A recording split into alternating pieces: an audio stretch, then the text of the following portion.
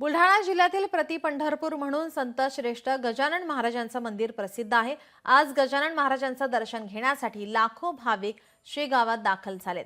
राज्यातूनच नव्हे तर देशभरातून भाविक शेगावात दाखल झालेले आहेत। सकाळपासूनच भक्तांची मांदियाळी शेगावात आहे।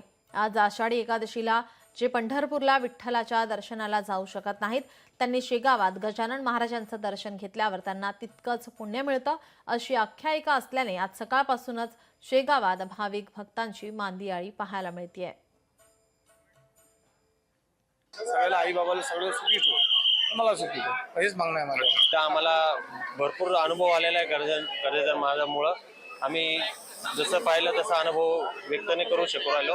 आम्ही रात्रीपासून इथं बसलेलो होतो, सकाळपर्यंत आम्हाला इथं वेळ झाला, पण जी आम्हाला इथं सुविधा भेटली ती एकदम खूप उत्तम सुविधा भेटलेली आहे गजानन महाराजांमुळे, आणि जे बी काय आहे ते माऊलींमुळे। जय हरी माऊली। लोकशाही मराठी ऐका, पहा, जागरूक रहा।